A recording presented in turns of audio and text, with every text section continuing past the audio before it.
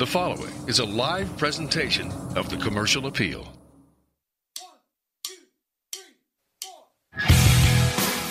I think Riley's done a great job of preparing himself, going out there each and every day, working to put himself in a position to help his football team win games. It's just a blessing, you know. I'm not really worried about being named starting quarterback. I'm just worried about things that I can do to make this team better. And if that's being the starting quarterback, just going out working with our team every day, just trying to get better on a daily basis.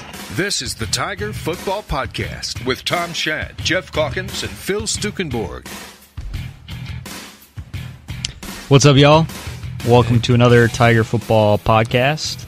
Whole crew's back again for another week. Geoff, Phil, and myself. Season's about, 11 days away? 10 days away? I just wrote it this morning. I should know. I think it's 11 days away. Not soon enough, right as far as I'm concerned. I couldn't agree more. Yeah, done a lot of preseason storylines.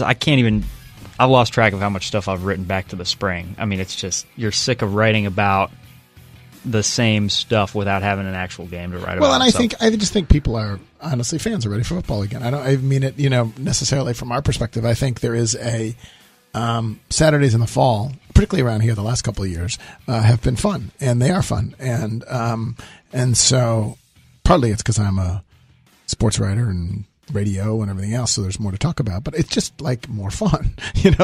There's a rhythm to it, and I like arriving at the Liberty Bowl. I like walking. I always walk up and down Tiger Lane just because I get a kick out of it. The whole thing.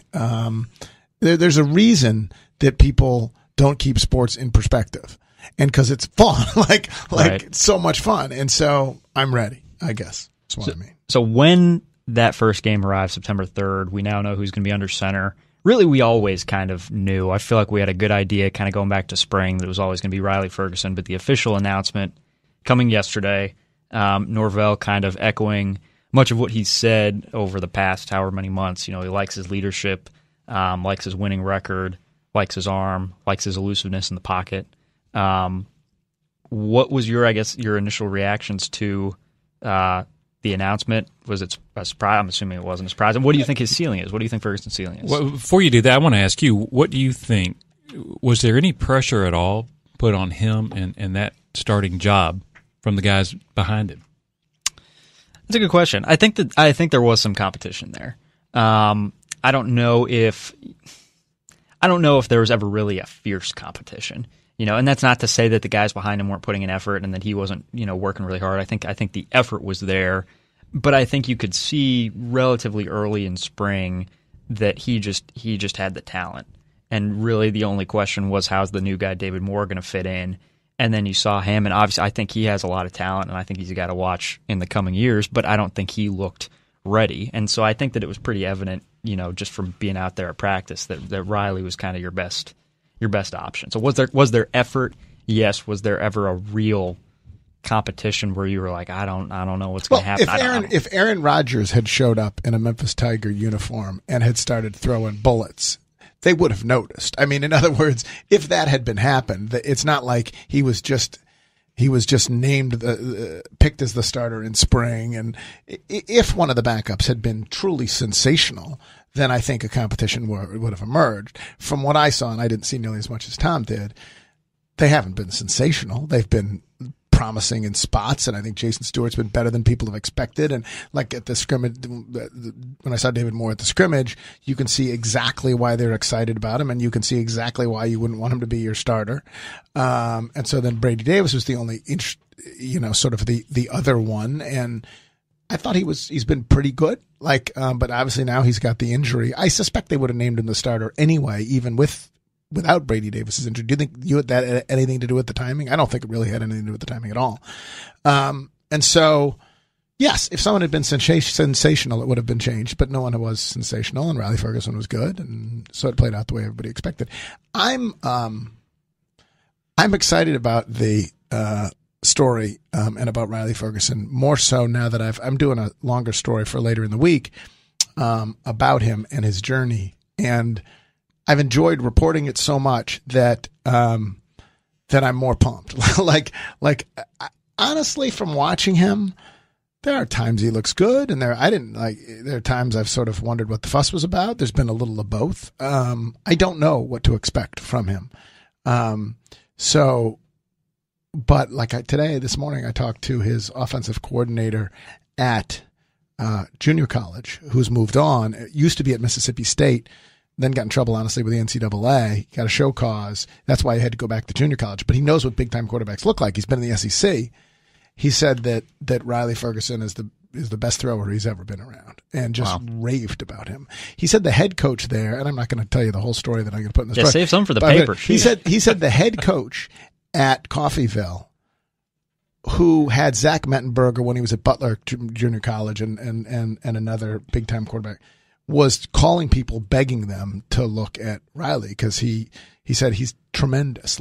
And really in the end, the only people who bit were Arkansas State was in there all along. Memphis was in there all along. Honestly, Justin was recruiting him to Virginia Tech at one point when he was at Memphis, and was recruiting him for both. That's how Riley described it. He said he was recruiting me for both, and then Texas came in late and offered him. Is what the offensive coach said. Did get a solid offer from Texas.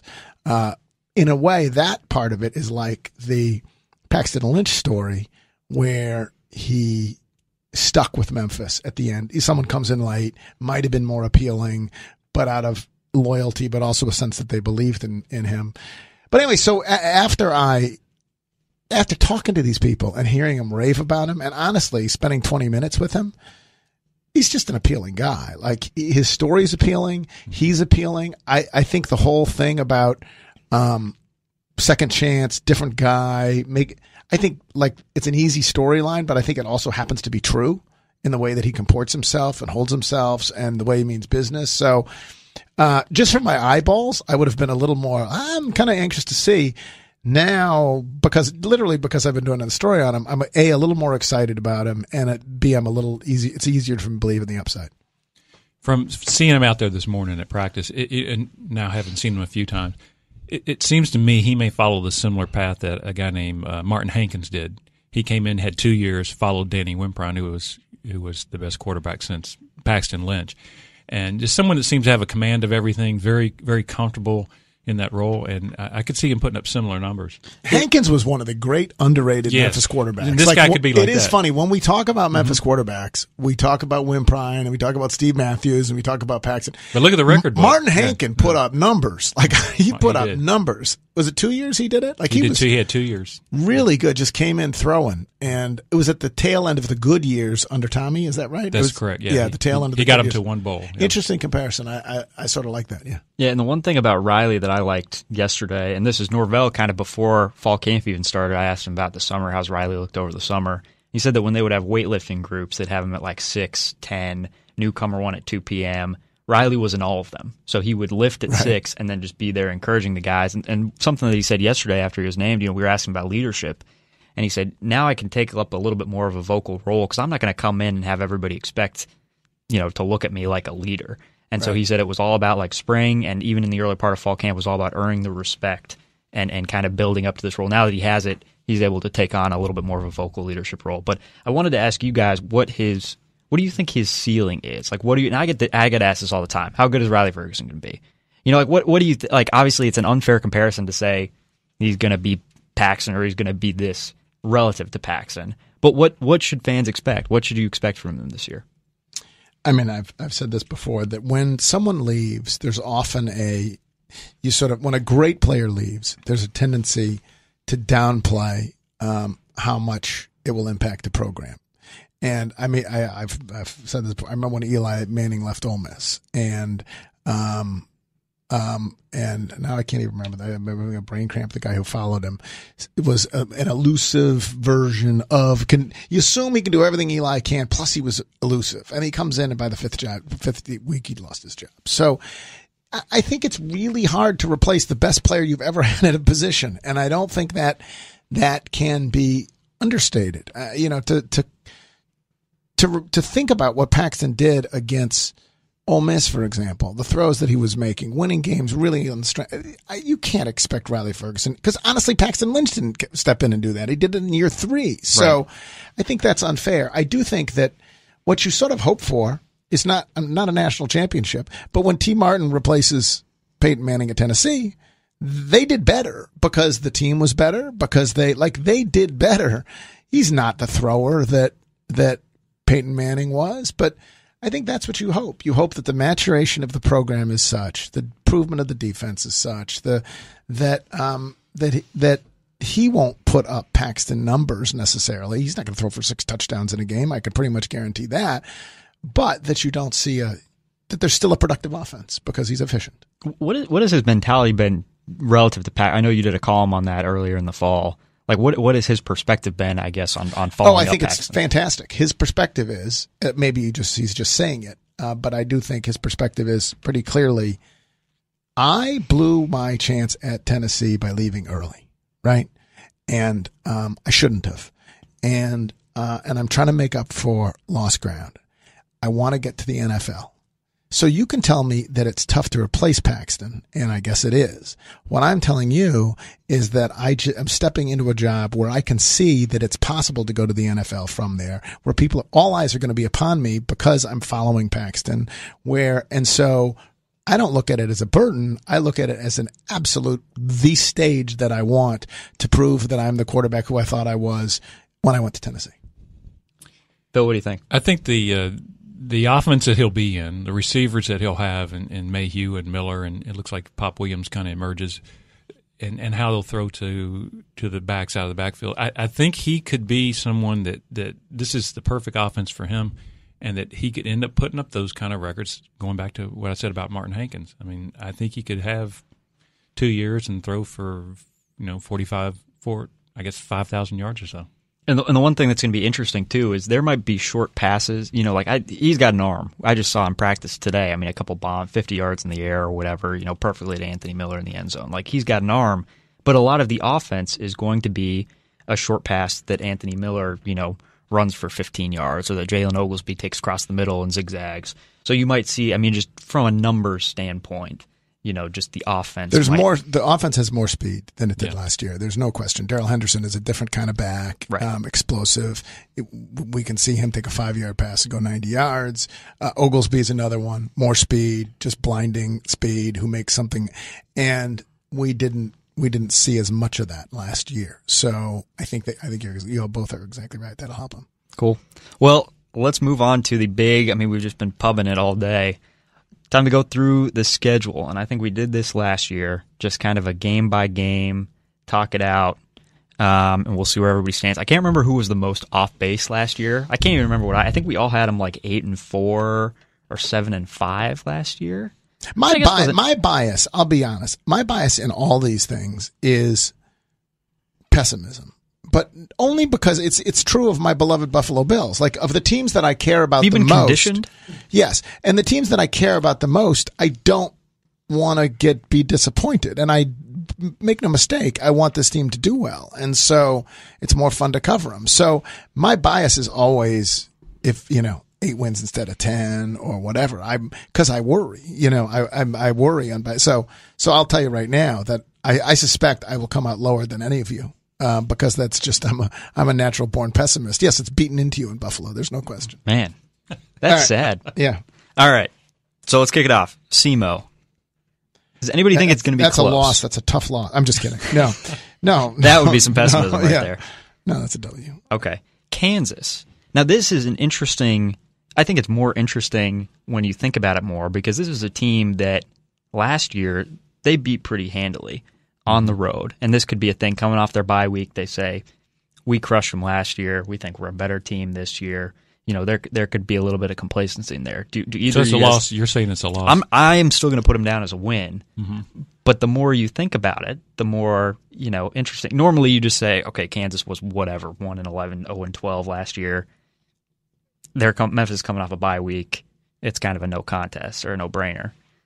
I think it might be a little bit closer. It's not your typical bye week, in that it's not a bye week. You still really haven't played real opposition. So sure. It hurts you, actually. It's crazy that they have their bye week that early. It's too bad they have their bye week that early. I was worried about Kansas last year because I said, in the end, they still have Power 5 level play. But no, then I watched them play. And then you're like, I just can't take them that seriously. So, no, I'll put it as a W. Okay, Phil? Yeah, I got to go W. 2-0 across the board. Okay, Bowling Green. And Bowling Green last year was my kind of like, I thought they were going to lose that game. You know, they had Babers, they had Matt Johnson, they had those receivers. Now pretty much all of that is gone. Is this an easy? I don't know much about Bowling Green because, as you point out, the weapons are gone.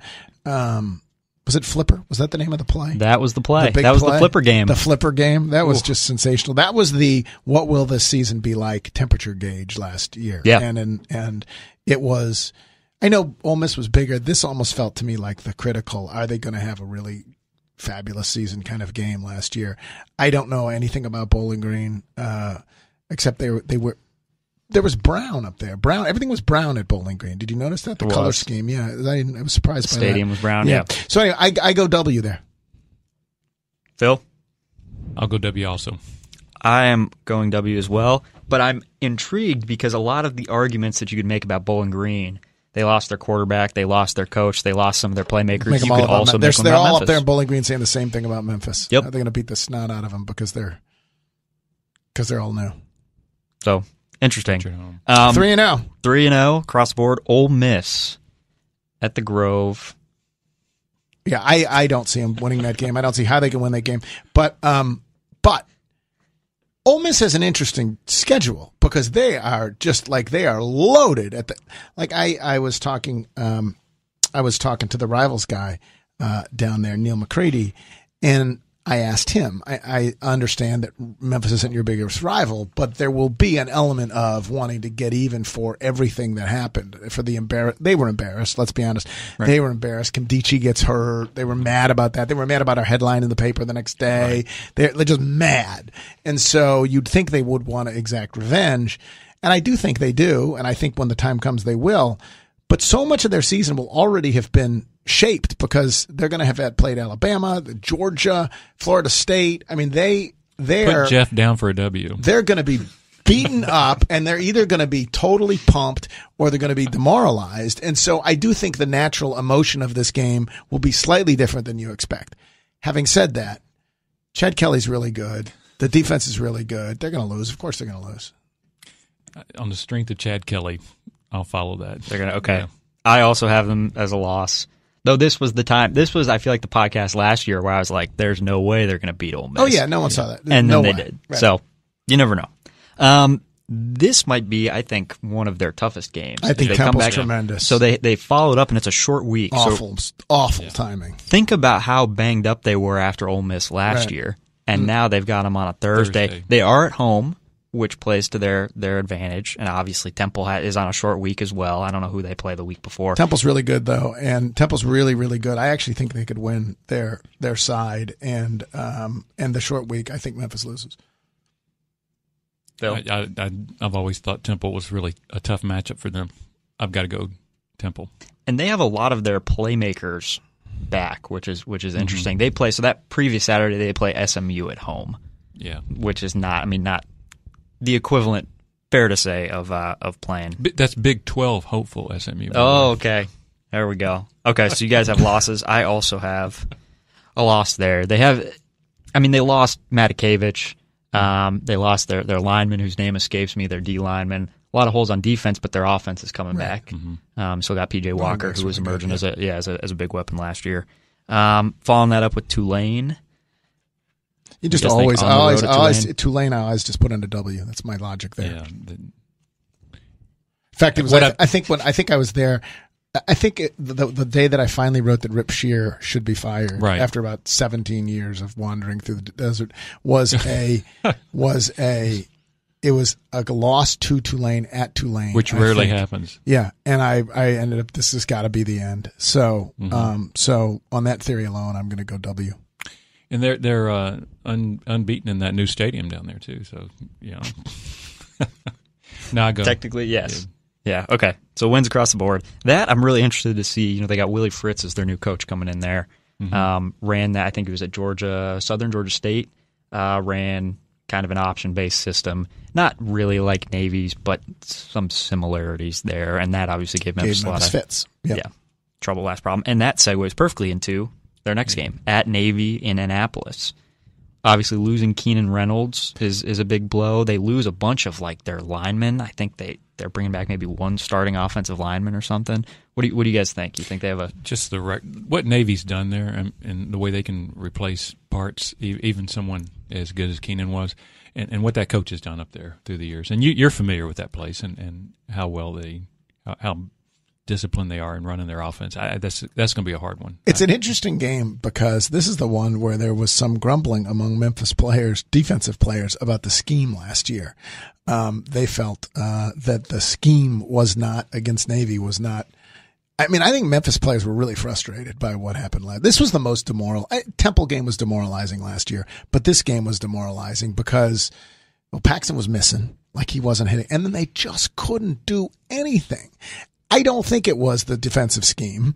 I think it was that Navy frustrates the hell out of you. And so as a defensive player, you get incredibly frustrated. But I know there was some grumbling about that, among the Memphis players. And so it'll be interesting to see if this new defensive staff, has better luck. And obviously the change at quarterback in Navy will help, but I'm not willing to call that a W. I'll call that an L.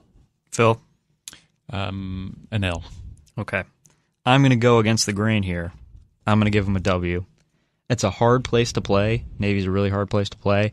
I think their defense is just going to be more. I mean, you talked about that, the new staff. I think the scheme is going to be a little bit. They're going to watch a lot of tape, obviously, about what happened last year. I think the players are just going to be more comfortable facing that type of. That was the first time that probably all of them had ever faced the triple option. And so some of them they just look lost at times. How good do you think the defense is going to be this year? We know it's going to be better. It had to be better. If we suited up, it would have been better. So it's going to be better. We say that.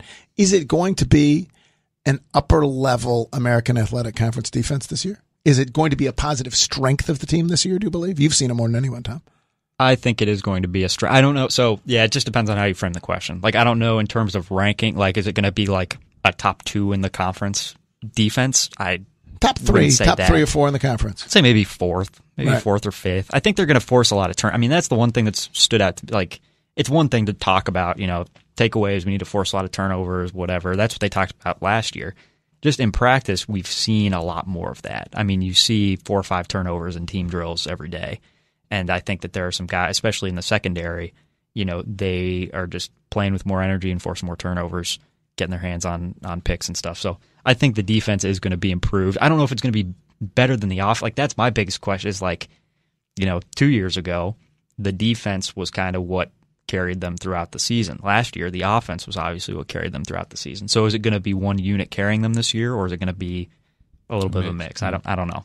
But I will give them a win there. I could end up being wrong on that because I covered Navy when I was in D.C., and you see teams come in and just have no idea what the heck they're doing against that scheme, and that's a tough place to play. So I'll give them a win. Next up, Tulsa. Tulsa at home. Win. What? It's a Saturday, I believe. No, I said win. Not win. Oh, win. Win. I thought you said when. I was like, does that make a big difference? Win. Saturday games, those are tough. Yeah. No, win. I win. Wednesday at 11 a.m. That might be tough. I'll go win. Phil? Win. Okay. That one, I mean, Tulsa's improved. Clearly. I mean, they're coming along, but I don't know. Paxton was really good in that game too. That's the part of this that I still like. That is the part of this that I think we sometimes take for granted. Yeah. How good Paxton was in how many games last year, and so maybe they're going to score 35 points a game with Riley. We talked about this earlier, but I don't know. I know that in that game against Tulsa, he was fabulous. That's where I was sitting. I was sitting in that game. I was sitting next to George Schroeder of USA Today. And it's always been interesting to me to see the reaction of national or other writers. We've talked about this before, Phil. When they see someone with their own eyes, it's when I remember when D'Angelo at Louisville, I don't know, it was junior year, whatever year he goes there, and hearing the name D'Angelo, he's great, is one thing. Watching him with your own eyes, oh my God. And the Tulsa game we don't think of as one of Paxton's, legendary games. It wasn't the 6-touchdown game. It wasn't the Ole Miss game. It wasn't the Bowling Green Flipper game. It wasn't whatever. But he was fabulous. I don't know how many. I don't know how many yards he had. He had 350, 400, whatever yards. He had a whole bunch of touchdowns. Tulsa moves the ball. Like they play this ridiculously fast-paced offense. That game is going to go. That's what I'll predict. I'll predict it last 17 hours. The game is going to last forever. This Tulsa game. I don't. If the Memphis offense moves as quickly as we think it does, and Tulsa, it's going to be a long game. That was a fun one to cover. I mean, it was crazy. Like you just never knew what was going on. I remember they put us like right up against the print deadline. You're running around. You're trying to keep track of like how many points they'd scored, right. how many. I mean, it was just all happening so fast. So that one could be fun. Yeah. Jeff, going back to that Louisville game, Pat Forty was in the box that night. Was Pat in the box? And he turned to you and said, "Jeff, Memphis doesn't get these kind of players." Right. So you probably heard that with Paxton last year. Yeah, no, too. he's just like a different kind of cat, and you see him with your own eyes, and it's like, oh, now I get it. Now I understand why you all are babbling on about him. SMU on the road. I think that SMU will score this year. All right. That's okay. Bold prediction. But beyond that, I think Memphis will score more. Memphis win. I like the way Phil broke that down. I'll say the same thing. That's the kind of in-depth breakdown. You get here. We've been on for 25 minutes. Yeah, we've been on for 25 minutes. All right. Now the toughest stretch. Yeah. In my opinion, those last three games, you got two of them at home, which is the good thing, but you got USF at home, Cincinnati on the road, and then Houston on Black Friday at home. What do you guys think about that? I think they win one of them. Right. I think they win one of them. Now, who knows? I mean, Cincinnati, they've obviously owned Cincinnati lately, but they won't be favored against Cincinnati. Right now, if you looked at the line, Cincinnati would be favored, I imagine. In the early line, Cincinnati would be favored. Houston would be favored. And Memphis might be favored against UCF, but UCF's really good. I don't know if they are or not. USF. I'm sorry, USF. They're really good. So if they can figure out a way to win one of those three, that's great. That's what I imagine. But which one, I don't know. Houston's loaded. Houston's a top 25 team. They're not going to be, won't be favored to beat Houston. Jeff, you're killing me here. Which one are they going to win? I just put one of. Yeah, one of. Yeah, put one of. We're just going to go absolute record. So in the end, we'll have it down. Yeah. Okay. You just give me one W. Phil? USF is loaded this year, as you said. I mean, with what they got coming back. I mean, that to me might be at the point of the season where if Memphis is rolling and Riley's got it figured out and this offense is clicking, I think that may be one of those kind of upset type wins. So that's the win I would give them. I'd give them the win over. You're giving them USF. I've given them USF in a great game here. Up there, are we doing each game now? Or are we? Yeah. Up at Cincinnati, I think that's a tough place to play. Plus, Hayden Moore, the quarterback who came in and replaced Gunner last year, has been named the starter. Just named the starter yesterday. The guy threw for 600 yards almost. Remember 557 off the bench in like 3 quarters. Oh, in 3 quarters. Now, mind you, the Memphis secondary was horrific. Right. And their receiver was tremendous too. Whatever the hell's name. They had a couple of them. Yeah, just like So yeah. No, I think I would say if you pin me down on which one, it would be USF because it's home. They're not at Cincinnati and then home against Houston. Right. Those are 2 really tough games to end. That puts me, by the way, at 7 wins. I told you I'm pessimistic. Yep. Phil is also so you're at 7. Right. I am also going to be at 7. I'm going to give them losses at all 3. USF is really good. Right. Marlon Mack, just ran all over them last year. Clearly. He's only going to be better. And that defense, that was a really good game down in Tampa last year. And USF is just getting better. They didn't lose practically anything. So I give them a loss there. Give them a loss at Houston, though the Houston game is interesting to me because obviously Memphis is going to be kind of have a revenge mindset after what happened at their place last year. And if Houston is not playing for any, if they have dropped a couple. By then who knows what has happened to these teams? Sure. What has unfolded for these teams? My question is, if they win 7 games, however they get there, you by losing their last 3, us by not beating Navy, whatever. Sure. If they win 7 games, is that enough? Good season. Would you say enough for who? Just for us objectively to say good season. Yes. No, I agree. I think so. Just at this point in where coach in his first year with a new quarterback and playing a schedule where these teams are much better than they have been in the past, especially USF, and seeing what Houston's done. No, that's a good year. I think that to me the divider is 7 and 6. Is between 6 wins and 7 wins. If they win 6, people will be disappointed. It'll feel like to me, what a good season is it's not where they go, bowl game, anything else. It's, of course, so much of this will be shaped by the Big 12 and the decision, what happens there. But putting that aside, does it feel like the momentum that has been built of the last 2 years is being sustained?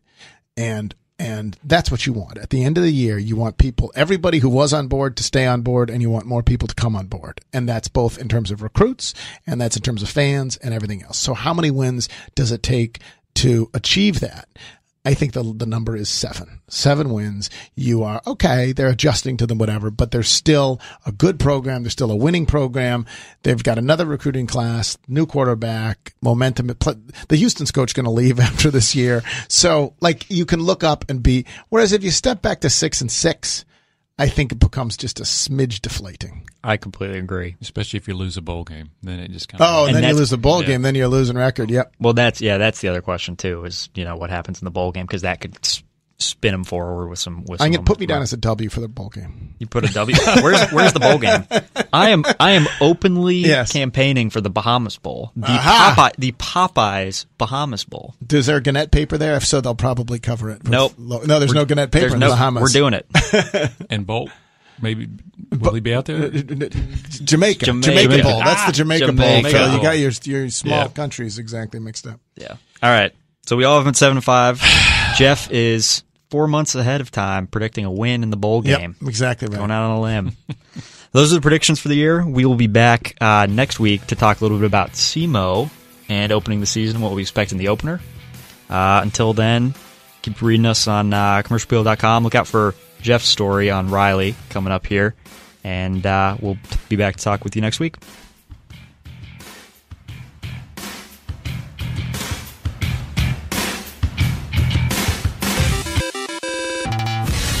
This is the Commercial Appeal.